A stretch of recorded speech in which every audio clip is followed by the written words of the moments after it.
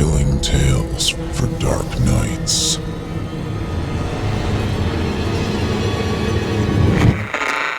Want to make sure you never miss a Chilling Tales for Dark Nights video again? Be sure to subscribe and hit that bell to turn on notifications. Hey amigos, you know what's really easy to do and even easier to forget? Please help me out and hit that like button if you're listening on YouTube. And if you're listening somewhere else, what the hell? Pop in, give me a thumb. Say hello while you're at it. It helps me a ton with the algorithm, and besides, it's real nice to see you there. And now, on to the show.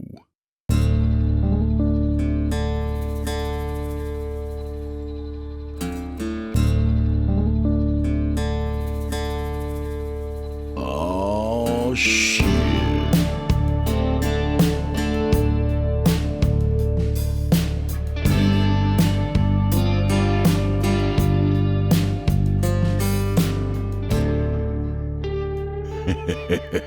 Hey there, friend. Well, you picked one hell of a day to show up, let me tell you. Because we've got something unusual for you. And who better to deliver something unusual than our old pal, Wade H. Garrett. Come on in, friend.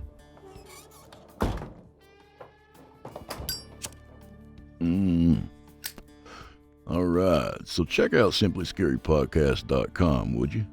For as little as $7.99 a month, you can become a patron and enjoy the entire catalog dating back to 2012, all ad-free and available to download or stream. So our author tonight needs no introduction, but let's do it anyway. Wade H. Garrett is a man with a finely tuned sense of justice, a strong predilection toward brutality, and lucky for us, a really good sense of humor too. He's the author of the notorious A Glimpse into Hell series and the Tales from the Graveyard series, which he's been kind enough to feature on this show. In this one tonight, we join a couple of poor put-upon sex offenders about to have a really bad day. It's a pretty nasty one too, so I'm going to do the responsible thing here and have Chester read a little content warning. You heard him. Graphic content, gore, despicable subject matter, the works. In other words, don't put your phone down and let your grandkids play with it, okay? Consider yourself warned. So now, without further delay, I give you, from author Wade H. Garrett, Part 1 of How to Catch a Predator. In Jacksonville, Florida, Randy Moore slouched in a chair in a waiting room while displaying a look of aggravation. Just released from prison for child molestation, this was his first visit to the probation office. Wearing gray sweatpants, a white tank top, and sandals, Randy was 34 years old, around 6 feet tall with a chubby physique, sported red hair fashioned into dreadlocks, freckles riddled his pale skin, and a red mustache topped off his already peculiar appearance. As he exuded a sex offender vibe, he surfed the internet for child porn on his cell phone as he waited to see his parole officer.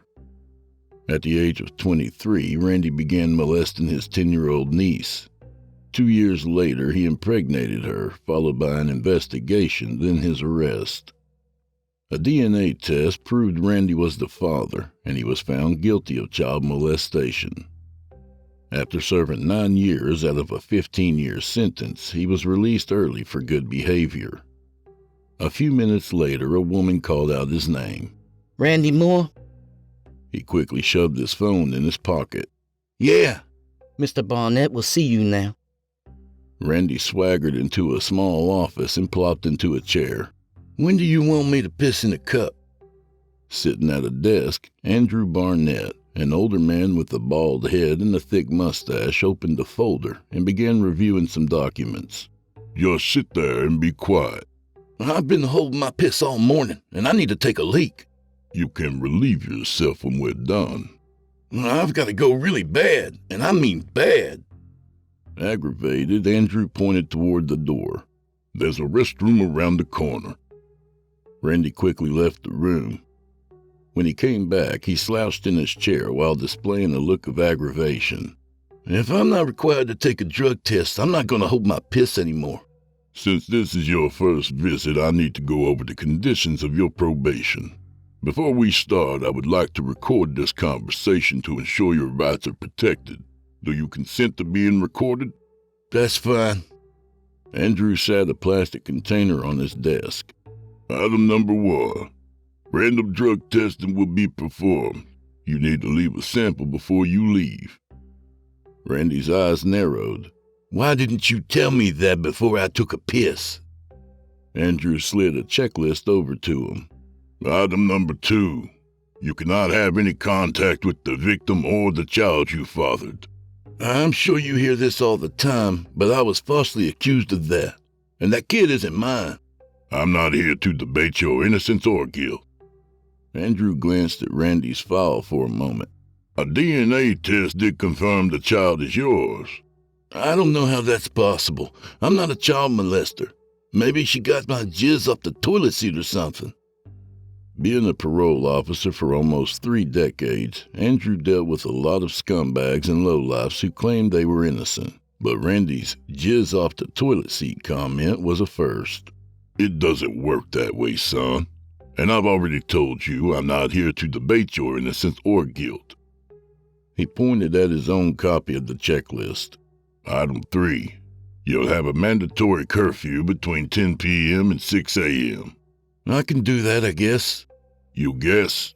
If you violate any of the conditions of your parole, your probation can be revoked, and you'll go back to prison and serve out the remainder of your sentence. No, dude, I got this. It's Mr. Barnett, not dude.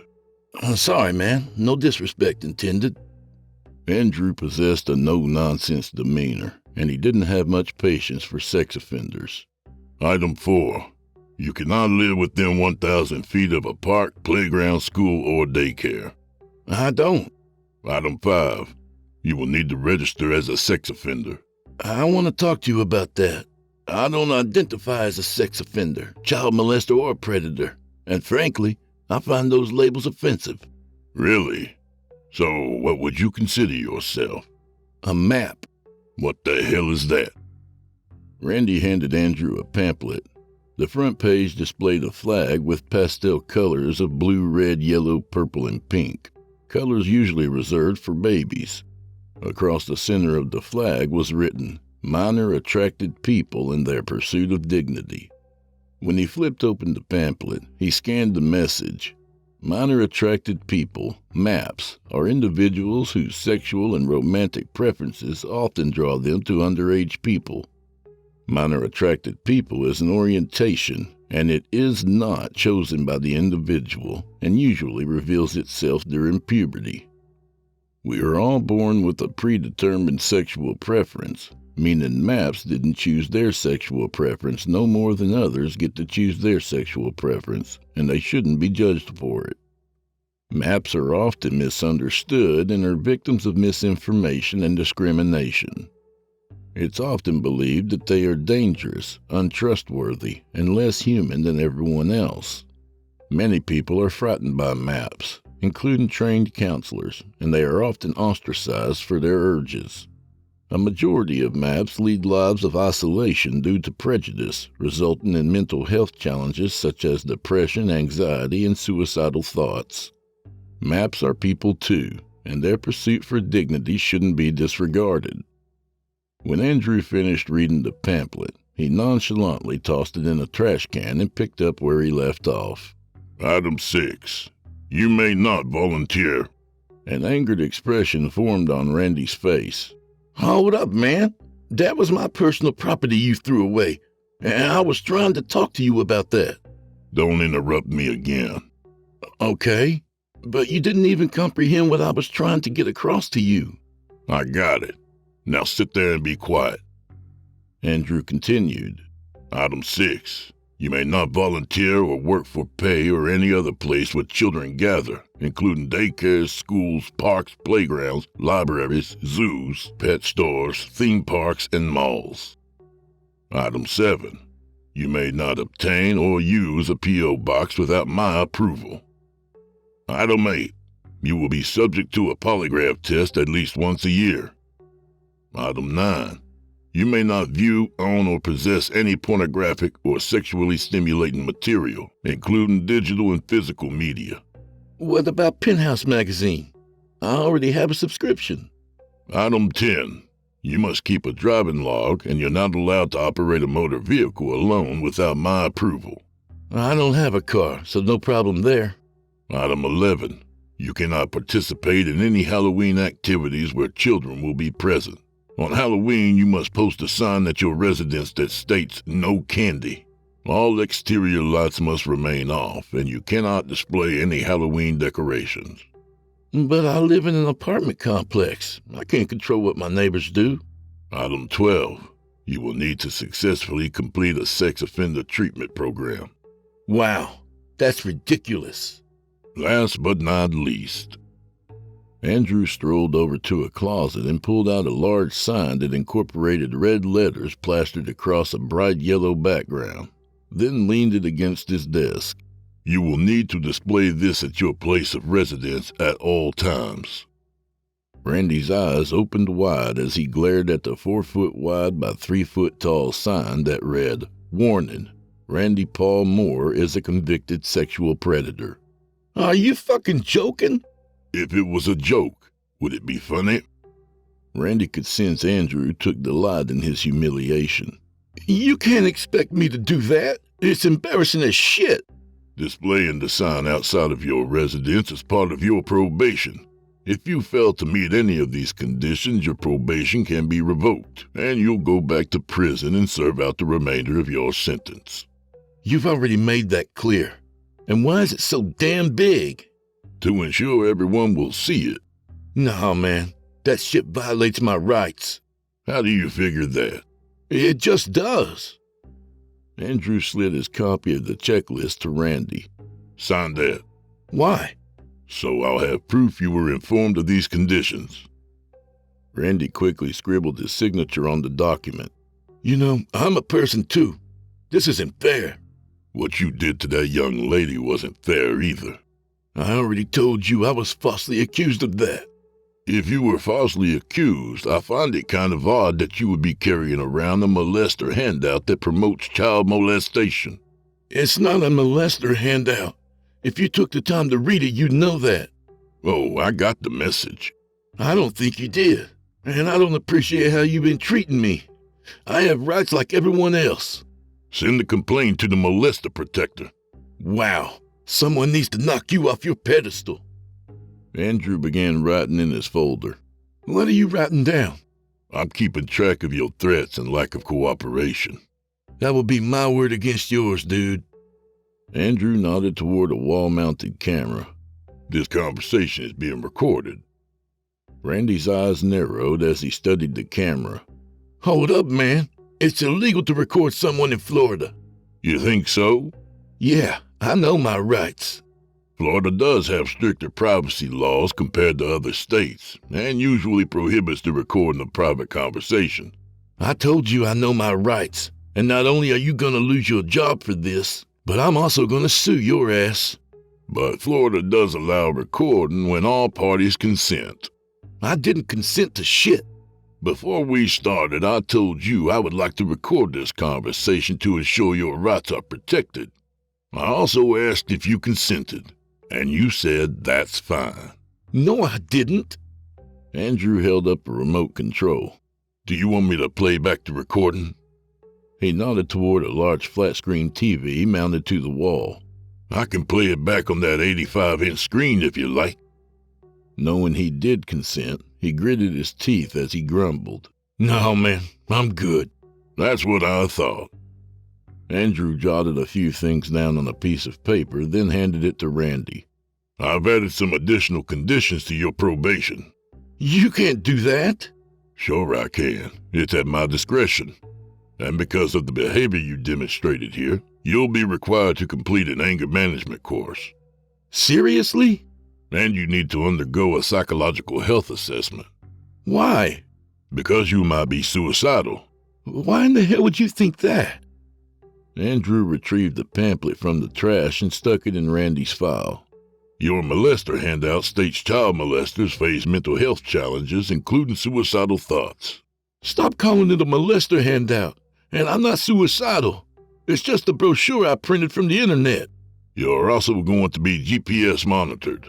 I know you're not saying I have to wear one of those ankle bracelets. And I'm giving you 100 hours of community service. You're just doing all this because I'm not bowing down to you. This meeting is concluded. And before you leave, drop your urine sample off at the reception desk. As Randy walked toward the door, Andrew added, And make sure you pay your probation fee. Probation fee? How much is that? $50. I only have $20 and I need that for my ride home. Non-payment will result in a violation of your probation. What am I supposed to do? I told you I only have $20. That's not my problem. And speaking of being broke, you'll be required to obtain employment. I've been trying to find a job, but no one is hiring. Bullshit. I see help wanted signs everywhere. Like where? There's plenty of construction work around town. I ain't doing that hard labor shit. All the fast food joints are hiring. I'm not flipping patties at McFuckers. Most of the local factories are hiring. Nah, man. That would be boring and I ain't doing shift work. Well, laziness is no excuse, so you better have proof of employment at our next meeting. I didn't want to mention this, but I filed for disability. And if I get a job, they'll deny my benefits. I'm sure you did. What the hell does that mean? You're a typical lazy scumbag looking for free handouts. You can't insult me like that. Randy glanced at the camera, then grinned. I got your ass now. That comment is gonna cost you your job. I turned the camera off when I said this meeting was concluded. You sure are a sneaky fucker. I'm gonna talk to the judge about this. Good. And make sure you print out another molester brochure for him. He'll get a kick out of it too. Boiling with anger, Randy stormed out of the office without paying his probation fee or leaving a urine sample. Once outside, he opened an Uber app on his phone and requested a ride. As he lingered around on a busy sidewalk, a young secretary came out of the probation office with his yard sign. Mr. Barnett said you forgot your sign. A wave of humiliation came over him as he gawked at the woman as she struggled to hold the large sign in the wind. That's not mine. Mr. Barnett said if you don't take it, he'll have a warrant put out for your arrest. Are you fucking serious? That's what he said. Can you please take it before it blows out of my hands? Consumed with anger, he snagged the sign. Just give me the damn thing.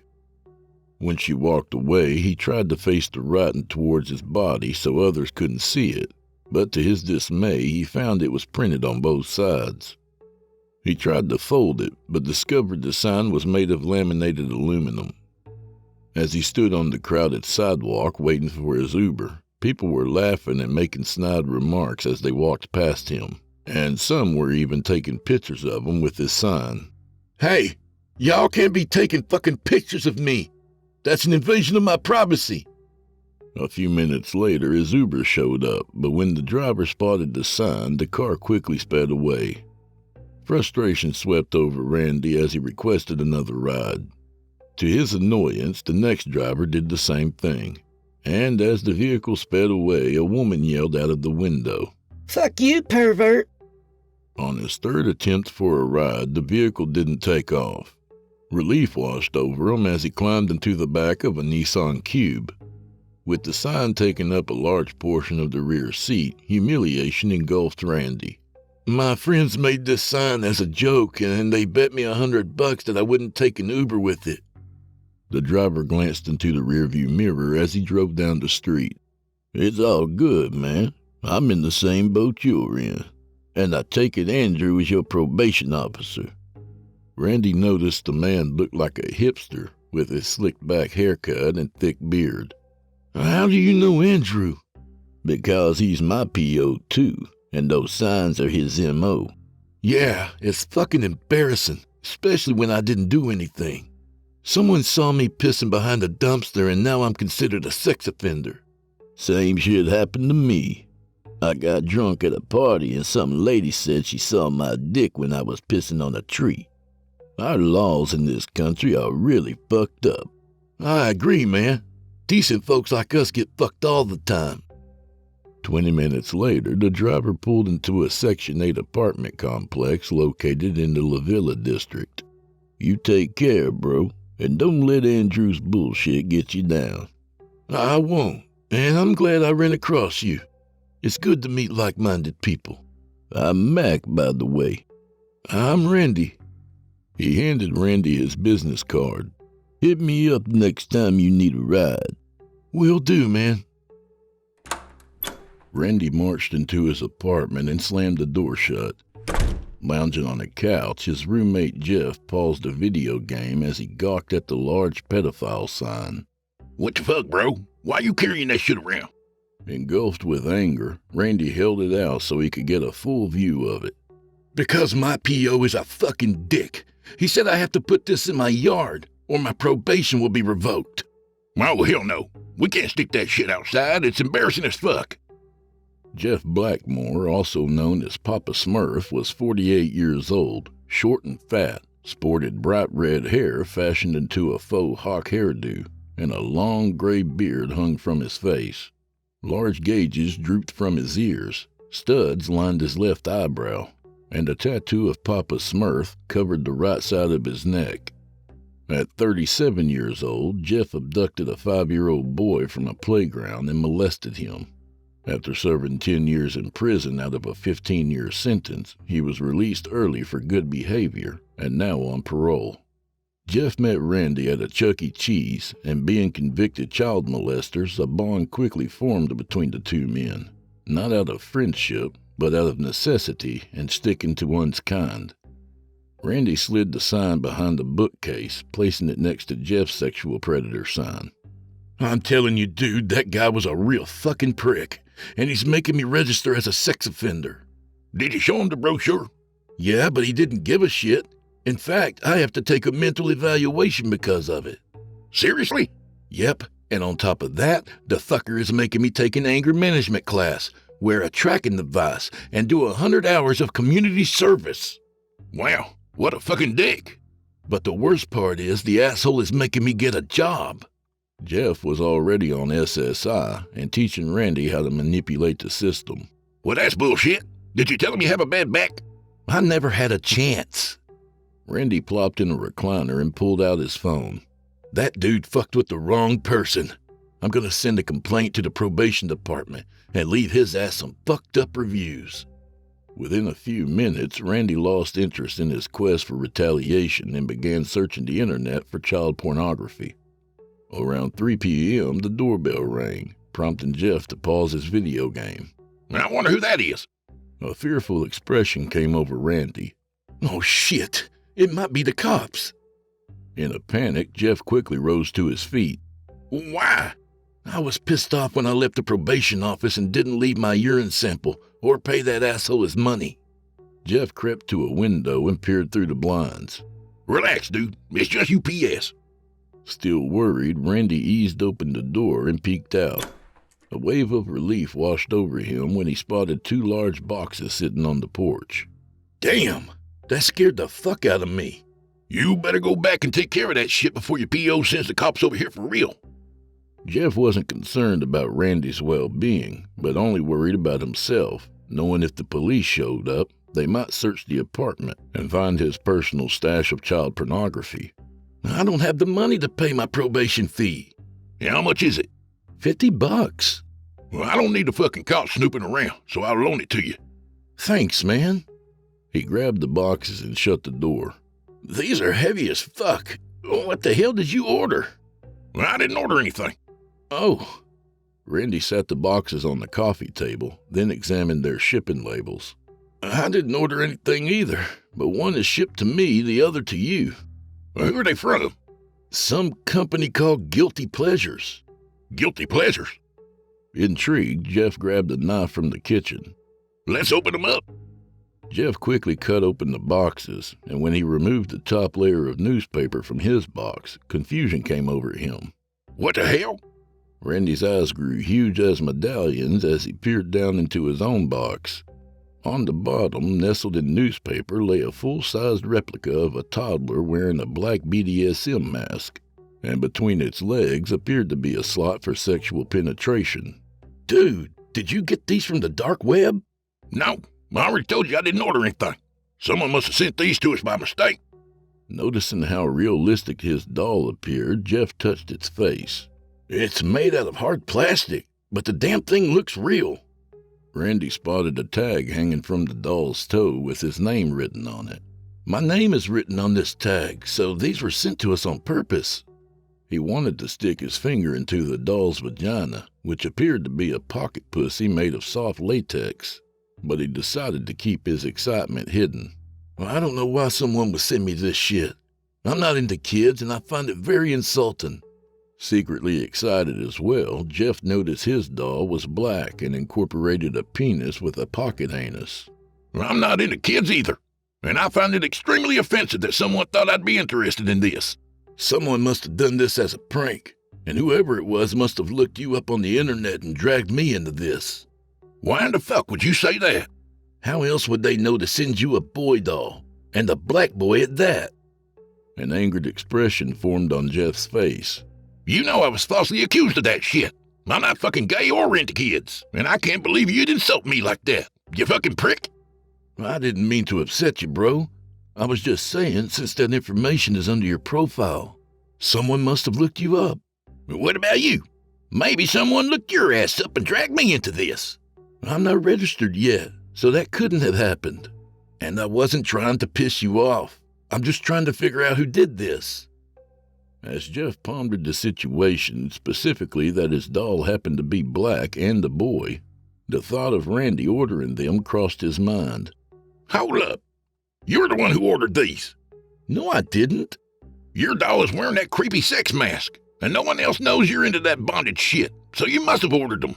I already said I didn't, and I don't need a fucking sex doll. I have plenty of women who drain these nuts. Same here. I got several hoes in this building that drain my nuts anytime I want. Randy picked up his box. I'm gonna hide this shit for now, and first thing in the morning I'm gonna throw it in the fucking dumpster. Same here. Randy and Jeff took their boxes into their bedrooms and shut the door. Around 4 minutes later, they both came rushing out of their bedrooms as the dolls hung from their crotches while wailing, "Child molester! Child molester! Child molester!" Nude from the waist down, both of their dicks were stuck deep inside the dolls, and as Randy held on to his to prevent the weight of it from tugging on his penis, he glanced at Jeff with a panic-stricken expression. It's fucking locked on to me, man. I can't get it off. Equally terrified, Jeff was holding on to the waist of his doll since he penetrated it in the doggy-style position. Same here. I heard a snap, and then I felt like something cut into my dick. I could see some blood coming out from between my dick and the hole in the doll. I think they're fucking needles or something. Needles? What do you mean? If I pull back on the doll, I can see something that looks like a needle going through my dick. And my dick is bleeding too. Oh shit. This is bad. Real bad. What the fuck are we gonna do? I'm gonna try and open it up. Randy rushed to the kitchen and grabbed a knife. When he tried to pry open the doll, a devastating electrical shock dropped him to his knees.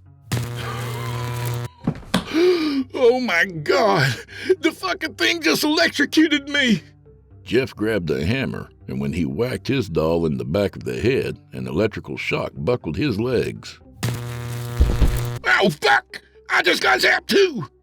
As Randy's doll continued to shout child molester over and over, he tried to cover its mouth to reduce the sound, but he received another shock. It keeps shocking my dick! I can't even cover its fucking mouth! Well, no, man. I'm getting shocked every time I try to fuck with mine, too. I think they're defective or something. They're not defective. Someone did this on purpose. Jeff's eyes opened wide. Oh, shit. I didn't think of that. We need to figure out a way to get these off. But first we need to shut them up before someone hears them. Maybe we can dunk them in water and short out the electrical circuits. Good idea. The men quickly hobbled into the bathroom as they held on to their dolls to reduce the weight on their dicks. Randy turned on the faucet, and as he waited for the tub to fill up, he kept his back toward Jeff. Having his cock buried in a full-sized replica of a toddler created an overwhelming amount of humiliation, and the doll declaring he was a child molester only exacerbated an already fucked up situation. I'm not into kids, bro. I was just trying to remove the pocket pussy and accidentally got my dick stuck in it. I'm not into kids either, man. I fell asleep and was dreaming about having sex with an older woman. When I woke up, my cock was inside the doll. I must have accidentally rolled on top of it or something. Instead of owning up to his own transgressions, Randy shifted the blame to Jeff. This is all your fault. How do you figure that? I didn't make you fuck that doll. I wasn't fucking it, asshole, and I know you're the one who ordered them. And don't tell me you fell asleep and accidentally got your dick stuck inside it. You were only in your bedroom for like 5 minutes. Fuck you, dude. When we get these dolls off, I want you out of my fucking apartment. I was already planning on moving out. Good. With the water level now around 12 inches deep, Randy stepped into the tub and dropped to his knees. Anger engulfed him as he stared down at the doll as it slightly hovered above the water. I'm gonna drown your little ass. When he submerged the doll, its eyes fluttered a few times as it made an electrical buzzing sound. Then it went silent. It fucking worked. Jeff made a sweeping motion with his hand. My turn. Get the fuck out of the tub. When Randy lifted the doll out of the water, its eyes popped open wide as it began laughing in a creepy childlike tone. Oh shit, the water didn't deactivate it. Dunk it again! Without hesitating, he shoved the doll back into the water, but to his confusion, a burning sensation began emanating from his penis. Something's wrong. My dick is getting hot. Maybe the battery's short now. The pain became so intense, Randy lunged from the tub and began frantically punching the doll in the face as it laughed at him. Oh, fuck. It's burning the fuck out of my dick. Please help me. Jeff couldn't fathom the bizarre situation he found himself in as he stood dumbfounded. What do you want me to do? A grimace of terror came over Randy when smoke began bellowing out from between his crotch and the doll. Oh shit, it's destroying my dick! In a panic, he took off out of the bathroom. As Randy frantically ran around their living room, jumping and screaming, Jeff chased after him while shouting, "Stop running!" It became even more of a spectacle as Randy ran around and around the couch with his doll laughing, as Jeff pursued him with his doll wailing. Child molester! It was like a scene featuring the Three Stooges on an episode of The Twilight Zone. Randy paused for a moment. Please help me, man. It's fucking burning my dick. Without thinking, Jeff grabbed the doll and tugged on it. Randy's eyes grew huge as saucers. Stop pulling on it, dumbass! You're gonna rip off my dick! Sorry, man. I was just trying to help. You did that on purpose. Angered, Randy kicked Jeff's doll in the head, triggering an electrical shock. Jeff hunched over from the pain and grumbled. You stupid fuck! You made a shot at me! He punched Randy's doll in retaliation, prompting him to receive a debilitating electrical jolt. Randy dropped to his knees, then fell to his side as he wailed. Okay, I give. As Randy lay on the floor, Jeff noticed a yellowish substance flowing from his doll's mouth. Dude, something's leaking out of your doll. I think it's piss. Why do you think that? That last shot caused my bladder to release. Why in the fuck is it coming out of its mouth? I don't know, man. After a few minutes, the burning sensation faded and the smoke dissipated. Relieved, but also worried about the severity of the burns he sustained, Randy sat up and leaned his back against the wall. With the majority of his cock inside the doll, he could only see about an inch of it, and what he could examine appeared to be burned. Oh, shit. My dick is burnt. Jeff slid to the floor and sat next to Randy.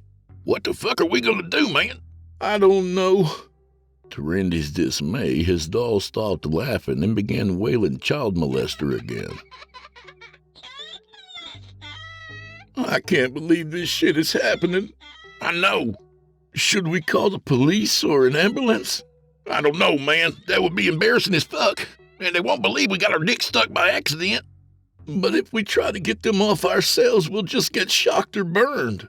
I need to think for a moment. Hell, we can't even cover their mouths without getting shocked. Anger came over Jeff as he thought about it. I know. Some asshole spent a lot of time making these, and when I find out who did it, I'm gonna fuck them up. Flabbergasted, the two perverts just sat on the floor as their dolls wailed out child molester. Jeff finally gathered his thoughts, stood up, and walked over to the coffee table. Randy glanced up at him as he remained on the floor. What are you doing? Well, I'm gonna check the box to see if there's any instructions. That's fucking stupid. Someone made these to humiliate us. Why in the fuck would they leave us some instructions? Well, we have to do something. My dick is starting to hurt really bad, and I want this thing off before it causes more damage.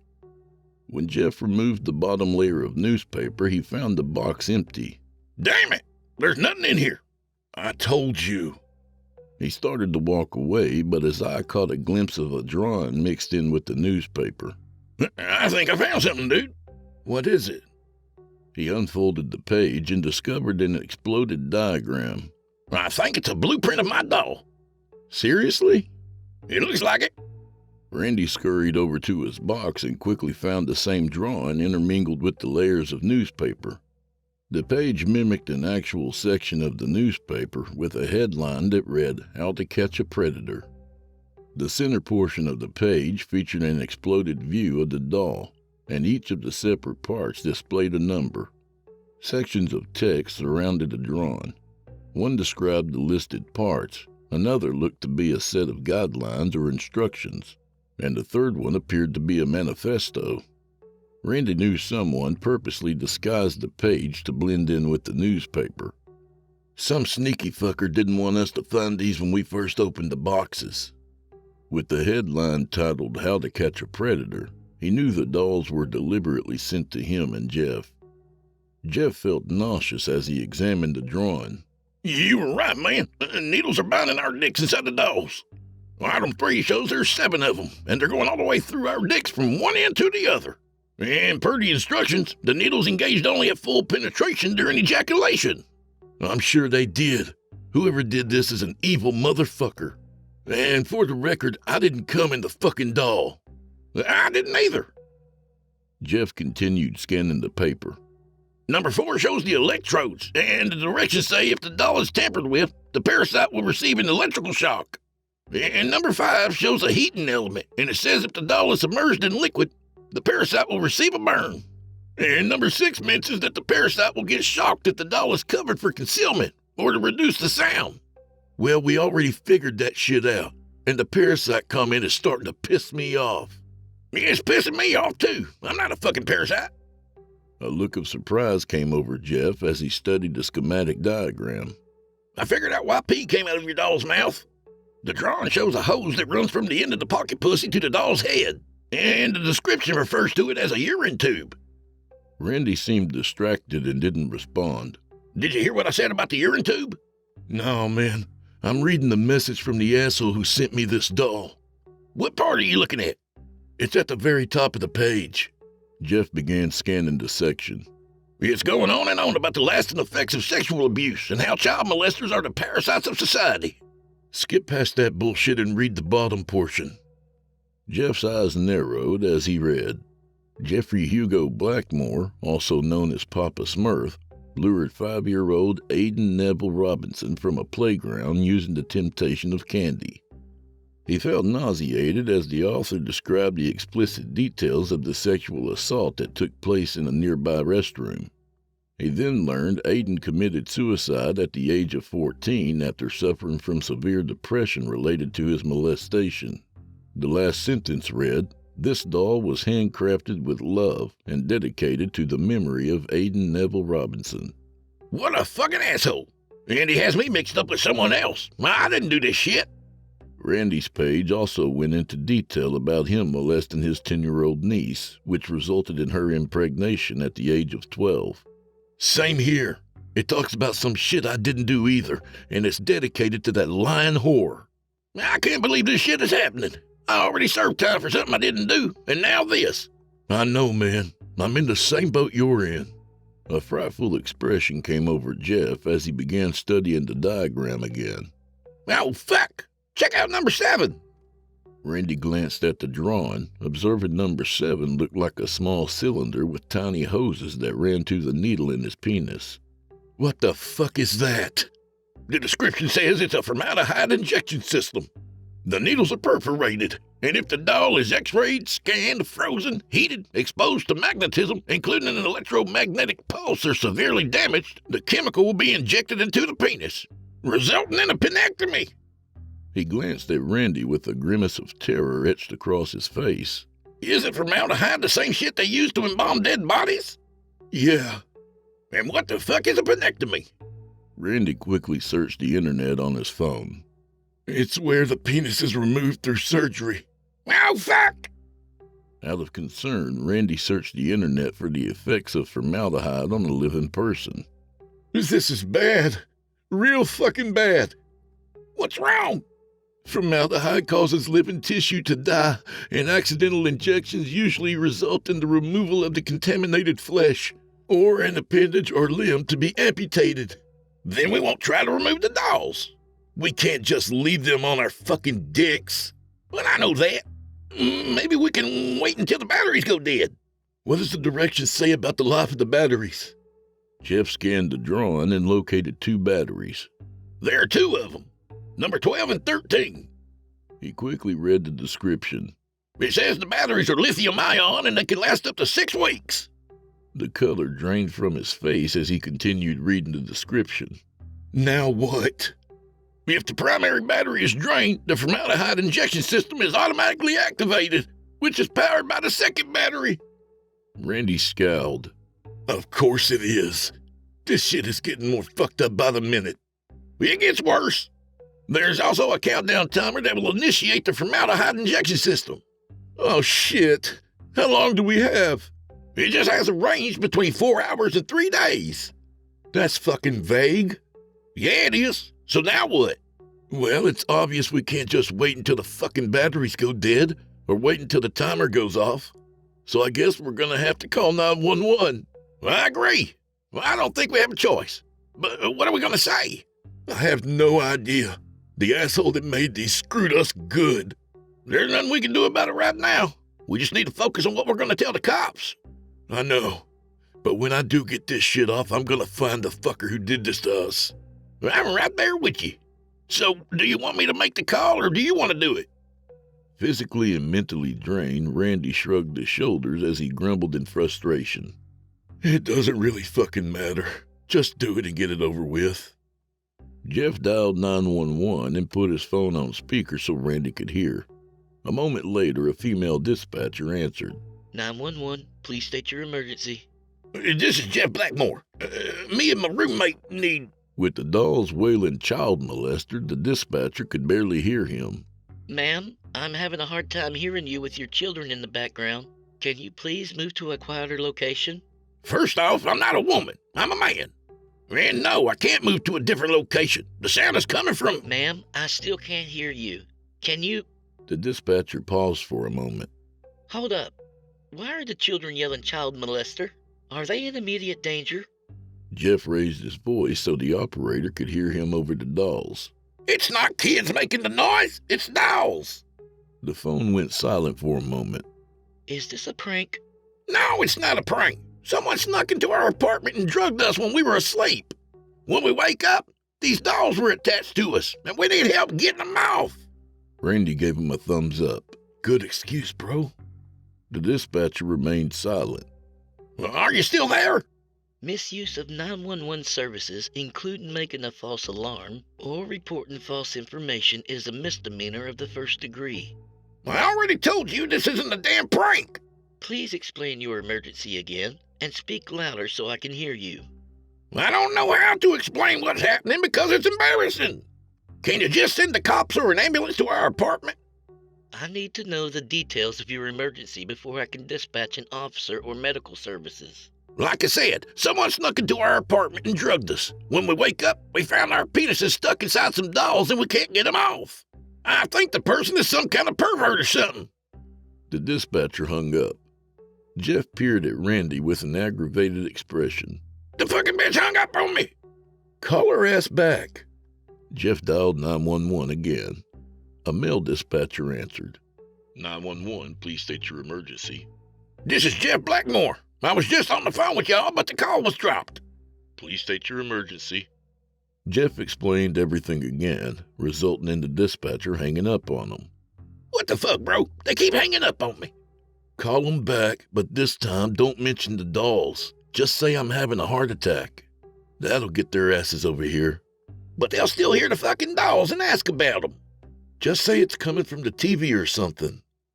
He dialed 911 for the third time. A woman answered. 911, please state your emergency. Yeah, this is Mr. Blackmore. My roommate is having a heart attack. Please hold. A moment later, an older man spoke. This is Rodney Pickett, supervisor of 911 services. Please explain your emergency. My roommate is having a heart attack. Please speak louder. I can't hear you over the kids. Aggravated, Jeff shouted into the phone. I said my roommate is having a heart attack. Sir, this is your third time calling 911 services. Reporting false information is a first-degree misdemeanor punishable by up to 1 year in jail and a $1,000 fine. Jeff muted his phone and eyed Randy with a troubled expression. Dude, if I lie about you having a heart attack, I could go to jail. So what? It's better than losing your dick? Jeff unmuted his phone. I'm not reporting false information. This is a real emergency. Please send the cops or an ambulance. What is your full name and address? Jeffrey Hugo Blackmore, 301 Green Forest Trail in Jacksonville Heights, apartment 502. Are you sending someone now? An officer will contact you in a few days to issue a citation or make an arrest. Hold up, man. First off, I can't wait that long. And I've already told you I'm not reporting false information. The dispatcher hung up. Anger engulfed Randy. What the fuck, man? Call their asses back. I'm not calling anymore. This has turned into a fucking clusterfuck, and I can't believe they're not sending someone. What the fuck did you expect with all the racket these fucking dolls are making? And now I might be going to jail, and it's your fault, asshole. Don't start your shit. I was just trying to get us some help. Well, the fucking cops ain't coming, so we're gonna have to go to the hospital on our own. There ain't no way I'm leaving this apartment. I'm not losing my dick, but you can do whatever you want. Jeff grabbed a pair of sweatpants from his bedroom. What are you doing? I'm gonna put on some fucking pants, then I'm going to the hospital. When he slid them up to his waist, a jolt of electricity shot through his groin, provoking him to jerk them back off. Fuck! I just got shocked. Are you serious? We can't even put on some fucking pants? I guess not. Jeff grabbed a hand towel from the kitchen. Now what are you doing? I'm gonna cover up the doll so no one can see it. When he draped the towel over his doll, another jolt of electricity shot through him. Damn it! I got shocked again. You dumbass, the directions said if we tried to conceal them, that would happen. Don't call me a dumbass. Jeff grabbed his phone and requested a ride from Uber. I got a car coming. It'll be here in about 15 minutes. You can go to the hospital with me or stay here. I don't give a shit.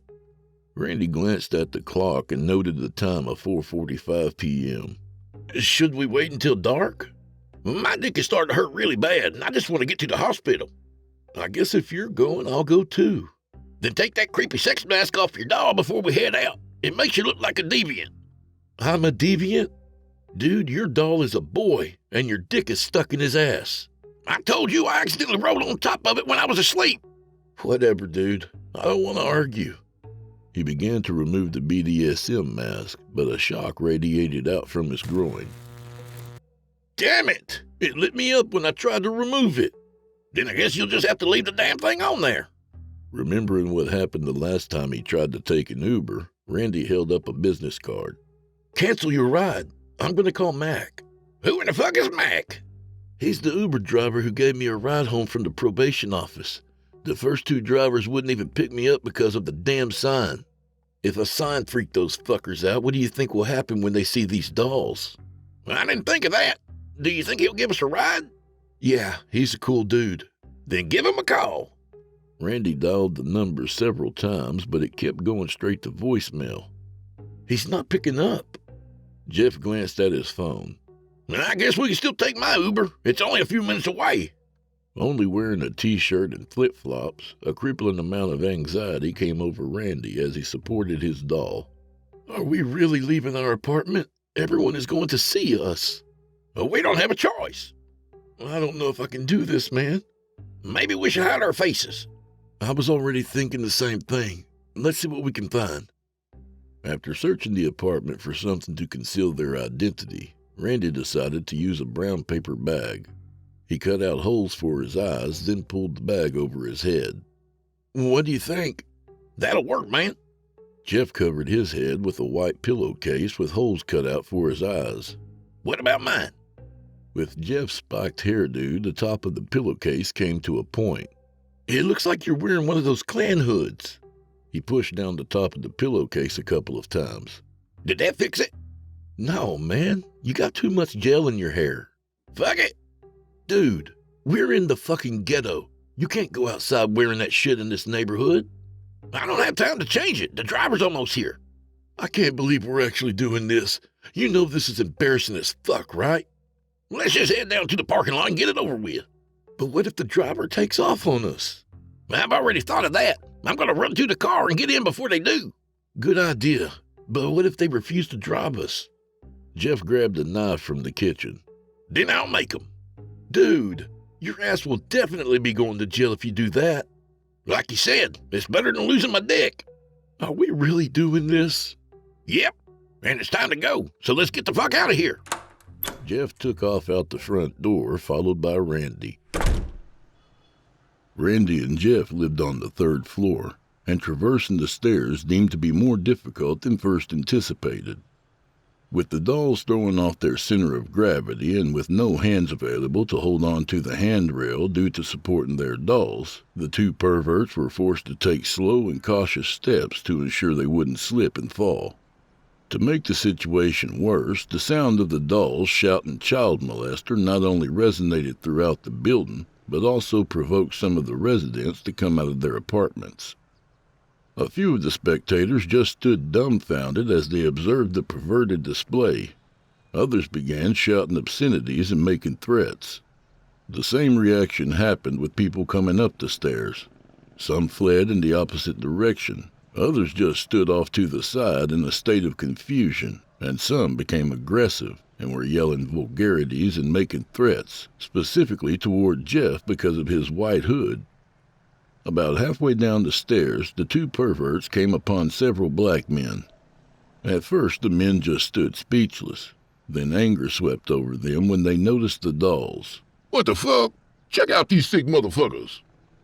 Humiliated beyond belief, Randy didn't say a word as he moved over to the side so he could go around them. Jeff slid over and got behind Randy as he held his head down in shame.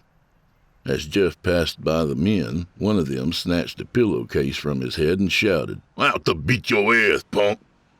Now with Jeff's head exposed, another man exclaimed, "Dude even looks like a fucking child molester." With the situation becoming chaotic, Jeff bumped Randy in the back with the head of his doll. Hurry up, man. They're fixing to lose their shit. I'm going as fast as I can. On the last staircase, Randy lost his footing and tripped. His paper bag dislodged from his head as he tumbled down the steps like a sack of potatoes.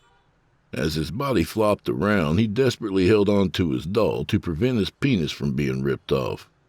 To make the situation worse, the doll's defense mechanism activated and began shocking him. When he crashed onto the concrete floor at the bottom of the staircase, he immediately scrambled to his knees and began examining his crotch. Oh, fuck. I think I tore my dick. Get your ass up. They're coming after us. Tears and snot covered Randy's face as he gazed up at Jeff. What? They're gonna fucking kill us. Run! Horror came over Randy when he glanced over his shoulder and spotted a group of men and two women brandishing weapons. Oh, shit! He quickly rose to his feet and took off limping behind Jeff. When they came around the parking lot, Jeff noticed their Uber was parked about 100 feet away. I'm gonna jump in the car before they have a chance to take off. Right as he approached the vehicle, it sped away. Randy came hobbling up with an aggravated expression. I told you this shit would happen. Fuck! I guess we need to go back to the apartment. I can't. I tore my dick when I fell down the stairs. I need to get to the hospital. Jeff noticed blood coated the inside of Randy's legs. Oh, shit! That's bad. But how are we gonna get there? I guess we're gonna have to walk. Jeff looked around, and being a little after 5 p.m., he observed the streets and sidewalks were crowded with people heading home from work. The hospital is like 2 miles away, and the streets are crowded right now. That's why I wanted to go after dark, but you didn't listen. There's nothing we can do about it now. As Jeff and Randy headed down a busy sidewalk in a low-income residential area, people were reacting in different ways. Some were laughing, others were disgusted, frightened, and confused, and some were upset and shouting profanities and threats. Cars were even stopping in the street as they gawked at the perverted display. The further they traveled, the houses were being replaced by commercial buildings, and as the buildings grew in height, the area became more and more congested with people. To make the situation worse, most of the spectators were recording the depraved exhibit with their phones. After several more blocks, a mob formed and began following behind the men as they recorded and berated them. Jeff and Randy didn't say a word, as a crippling amount of humiliation consumed every fiber of their being. They could hear people making fun of them and how their videos were being live-streamed to different social media platforms. With each step, the mob became more aggressive, eventually escalating to items being hurled at the two perverts, ranging from food to rocks. Some of the spectators even tried to grab the dolls, forcing Randy and Jeff to fend off their attackers by kicking at them. With the situation turning violent, the perverts began jogging as hundreds of people followed behind them. After traveling several more blocks, a bicycle cop came riding up and blocked their path. He couldn't believe his eyes as he gazed upon two weirdos holding dolls against their nude crotches. Randy's red dreadlocks, Jeff's likeness to the cartoon character Papa Smurf, and the dolls wailing child molester only exacerbated the bizarre situation. What the hell is going on here? A feeling of relief washed over Randy. Sir, thank God you're here. We need your help. Befuddled, the cop let his bicycle fall to the sidewalk as he drew his firearm from its holster. You two sickos need to get your hands up. We can't. I said get your fucking hands up. Jeff cried out in a high-pitched and panic-stricken voice. We can't let go of them, sir. Our penises are stuck inside them. I can see that, you pervert. He motioned toward the ground with his firearm. I need y'all to get on your knees, and you better not take your hands off those creepy-ass dolls. Randy and Jeff complied as they dropped to their knees. We won't. And can you please call an ambulance? Not sure how to handle the bizarre situation, the cop keyed up on his radio. This is Officer Harris. I have a foobar situation down here on the corner of Laura and Adams and need some backup. A dispatcher responded. 10-4. I'm sending some units now. The cop studied the crowd of people that encircled him and the two perverts, noting half of them were outraged and shouting profanities and threats. There were so many onlookers gathered around in a circle it reminded him of fights that took place in the schoolyard back when he was a kid. I need everyone to move back. With the large number of spectators flocked so tightly together, he quickly realized the inner rows couldn't move backwards. I need everyone in the back to start moving backwards. Observing the majority of the spectators were holding out their phones, Randy gazed up at the officer with a troubled expression. Please make them stop recording us. That should be the least of your worries, pervert. And you need to shut those damn dolls up before the situation gets out of hand. We can't. They shock us if we try to mess with them. You and your friend got some balls doing this perverted shit out in the open like this. This isn't our fault, sir. Someone did this to us and we're just trying to get to the hospital. About that time, a shoe came flying through the air and struck Randy in the face, prompting not only laughter from the crowd, but inciting some of the spectators to become more aggressive. The cop keyed up on his mic again. This is Officer Harris. The situation is getting out of control. I need backup ASAP. The dispatcher responded. They're already en route and should be there shortly.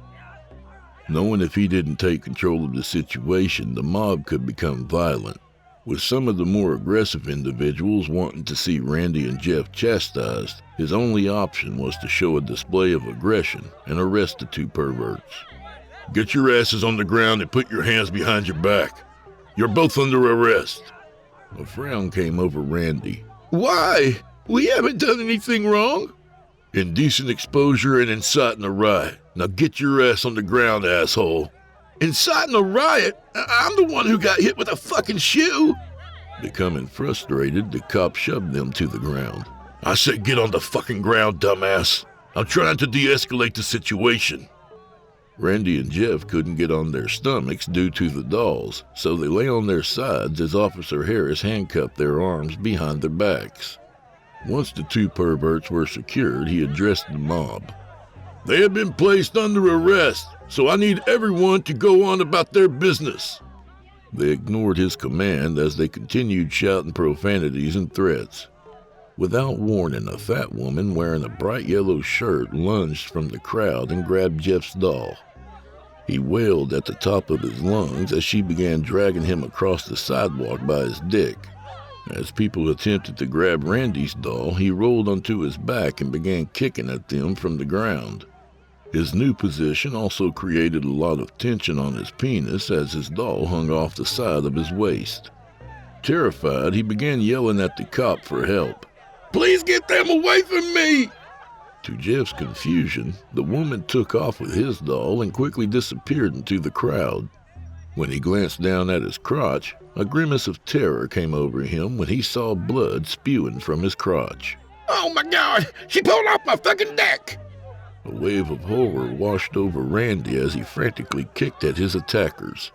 Do something, man, before they pull my dick off too! Also shocked that Jeff's penis was ripped from his body, the cop removed the can of pepper spray from his duty belt and aimed it at some of the aggressors. Get back before you get sprayed! About that time, numerous cops came rushing into the inner circle. At first, they just stood dumbstruck as they gazed at Randy and his doll. Then their eyes grew huge when they saw Jeff's blood-soaked crotch and missing penis. Officer Harris pointed at the two perverts and shouted, Get them out of here!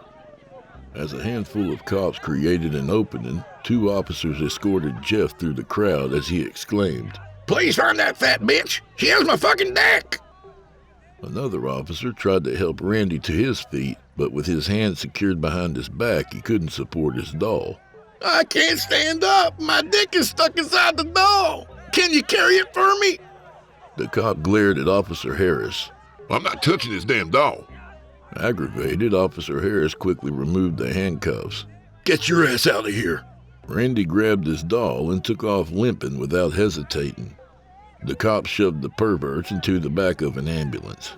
Officer Harris climbed in after them, and as they closed the door, Jeff cried out one last plea. Please find my dick so I can have it sewn back on! A wave of relief came over Randy when the vehicle began moving. Thank God that's over. I thought I was a goner there for a moment. Jeff glared at him as a female paramedic held gauze to his crotch. Thank God. I got my dick ripped off, man. I know, dude, but don't worry. I'm sure the cops will find it and bring it to the hospital. Jeff eyed Officer Harris as he sat next to Randy. Hey, man, please radio your cop buddies. Tell them to find that fat bitch. She's wearing a bright yellow shirt with cats printed on it. You two are some stupid motherfuckers, and you better be lucky that's all that happened to you. Randy could see the disgust on the paramedic's face as she applied pressure to Jeff's wound. Some sick bastard knocked us unconscious and did this to us. We're just innocent victims of a crime. She glanced at his doll as it wailed child molester. I didn't say anything. Yeah, but I can tell by your face what you're thinking. Officer Harris elbowed Randy in the side. Sit there and be quiet, perv, and let the lady do her job. When they arrived at the emergency room, hospital staff moved Randy and Jeff into wheelchairs, then rolled them into the building. Randy couldn't believe his eyes when they saw the waiting area full of men with dolls hanging from their crotches. and the sound of child molester completely engulfed the room. There were even Hispanic men with dolls that yelled out the phrase, abusador de niños. Doctors, nurses, and police officers were chaotically running around as numerous dolls declared everyone in the room was a child molester. To Randy's surprise, he saw Mac sitting across the room.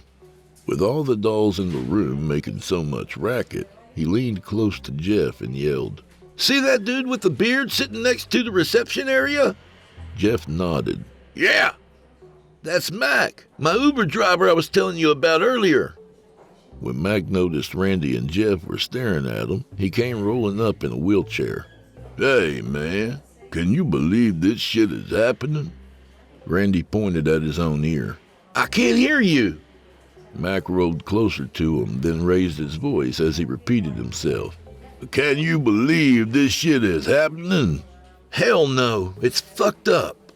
Randy's eyes traveled to the doll sitting in Mac's lap. "Damn, dude, someone sent you one too?" "Yeah, my dumbass fell for it hook, line, and sinker.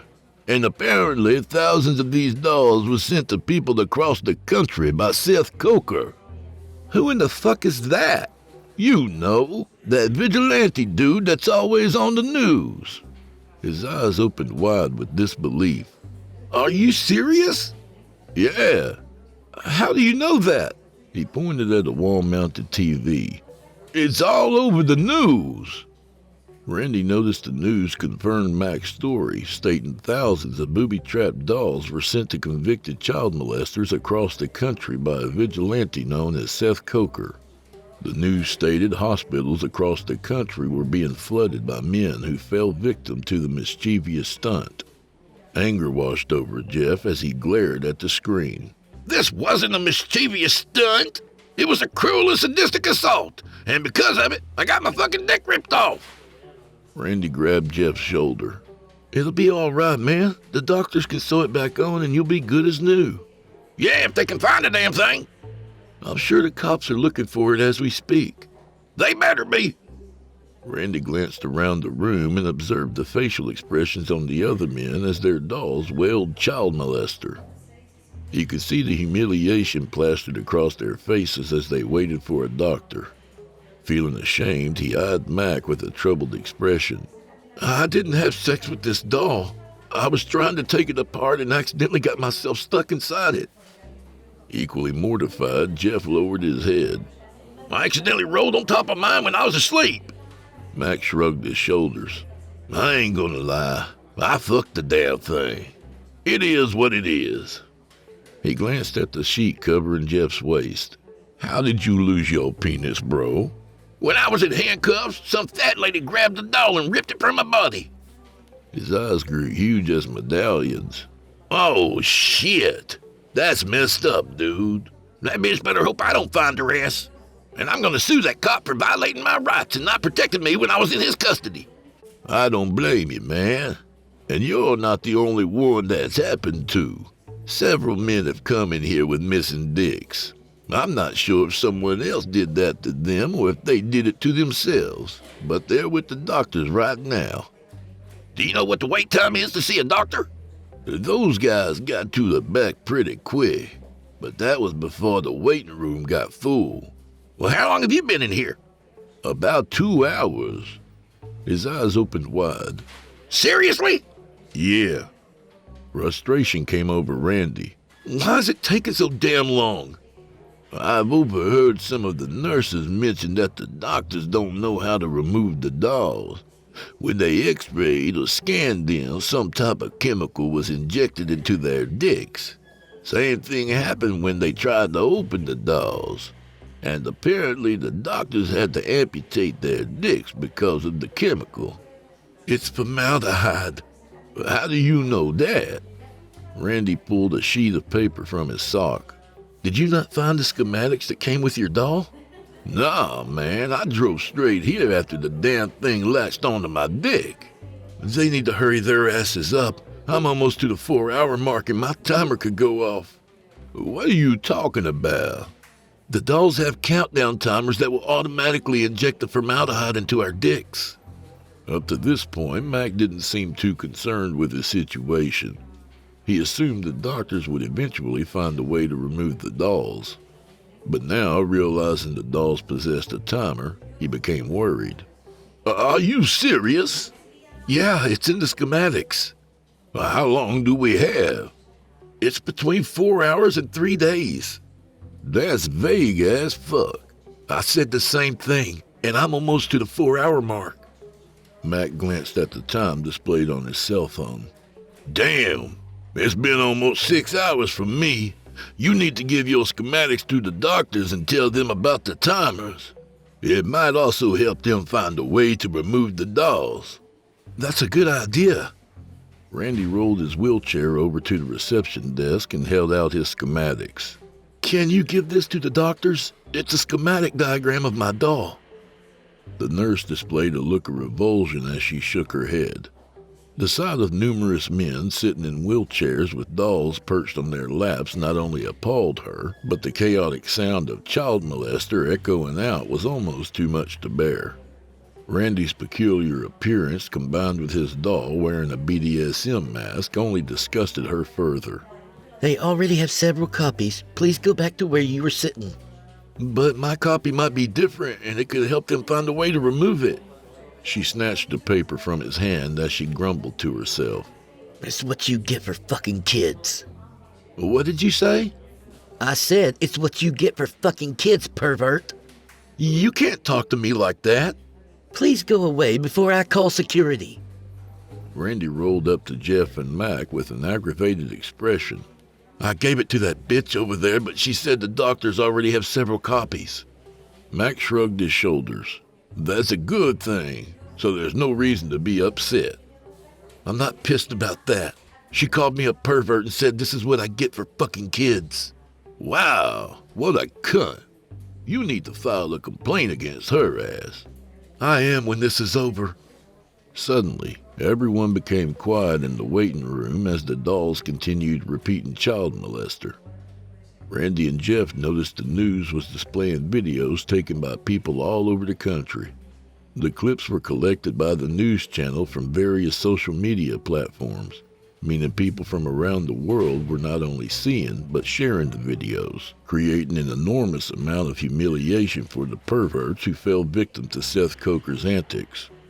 The videos displayed men with dolls chaotically running down streets and sidewalks with people chasing them. Some scenes showed mobs of people beating them, ripping dolls from their bodies, and in some of the more violent scenes, men were being stabbed, shot, and set on fire. Matt couldn't believe his eyes when the next video began playing. Holy shit! That's y'all! Humiliation engulfed Randy and Jeff as they watched themselves on TV being chased down the street by a mob of people. The next scene showed them laying on the ground handcuffed as the heavy-set woman tugged on Jeff's doll. Anger swept over Jeff as he glared at the screen. There's the fucking cat lady who ripped off my dick! Randy shook his head as he watched the scene unfold. This is embarrassing as fuck. Mac nodded. Yeah, it is. He eyed Jeff. But it's also a good thing. Now the cops know what she looks like, and they'll be able to find her and get your dick back. And they can also use this video as evidence against her. I hope you're right. I am, bro. When the next clip began playing, frustration came over Jeff. Well, there's that bitch again. And she's got my fucking dick. In the video, Randy spotted a heavy-set woman wearing a bright yellow shirt covered in cats. As she stood in front of a group of people, she held up a doll while everyone cheered. What a cunt! Jeff's eyes narrowed when he saw 3 cops standing next to her. To make the situation worse, the cops were posing with their weapons same as hunters pose next to their kill. Hold up! Why are the fucking cops just standing there? They should be arresting her and bringing my dick to the hospital. I know, man. That's really fucked up. Grief came over Jeff as his eyes filled with tears. This means I'm not going to get my dick back. How can I go on living without it? Being a man himself, Randy knew how devastating it would be to lose his manhood. I'm sure the doctors can give you a prosthetic or something. Jeff began sobbing like a baby as he covered his face. You know that won't be the same.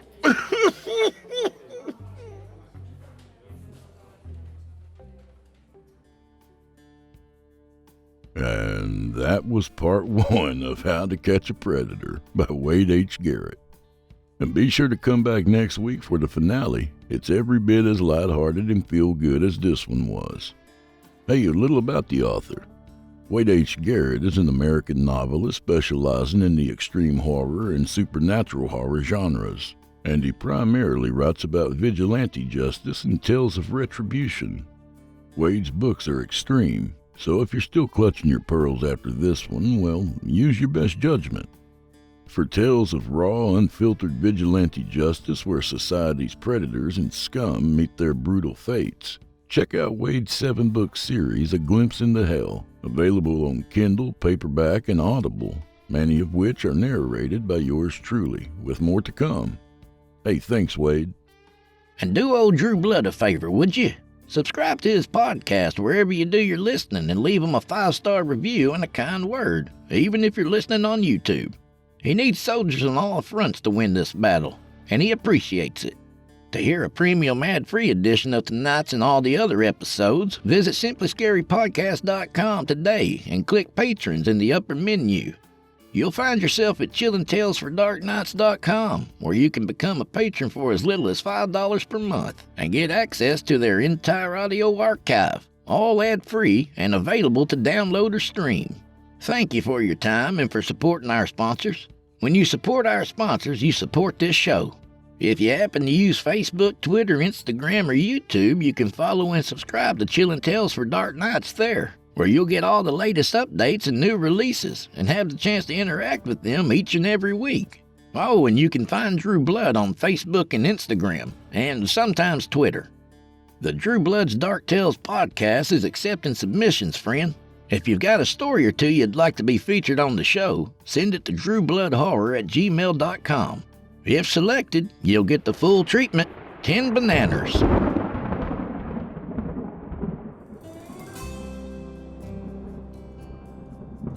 Well, I'm afraid this is where we part ways, at least till next week.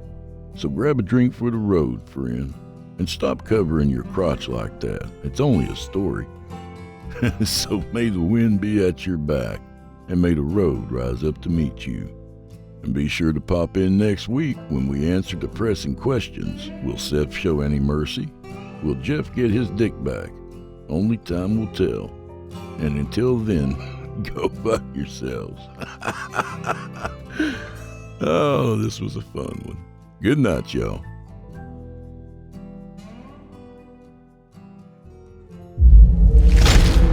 Chilling Tales for Dark Nights.